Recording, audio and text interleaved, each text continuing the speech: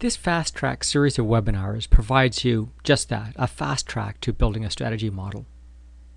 We're going to be using a case study here around the Montessori Schoolhouse Academy.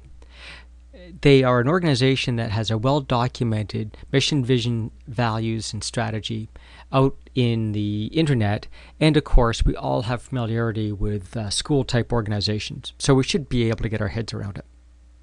Now, the first step in building a scorecard is often to harvest the existing strategy documents, but many organizations tell us they don't actually have a formal strategy or a formal strategy document.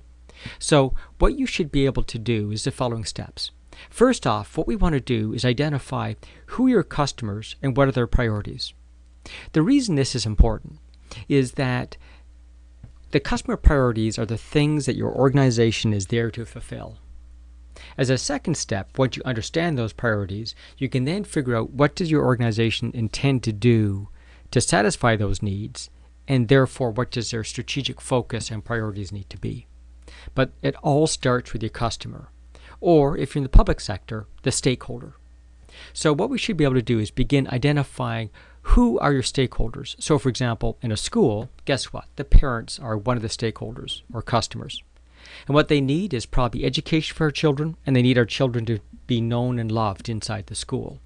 And that's a pretty important objective for the organization. Other people in this case might be the corporate entity, in this case the Montessori organization, whatever that looks like.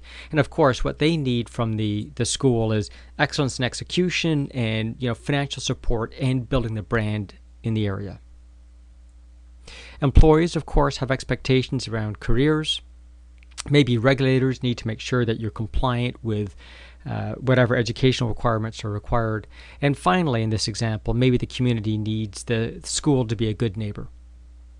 Regardless, in your organization, you should be able to quickly identify the customers, what they need from you, and what the ranking of that is in terms of your priority set to meet those needs.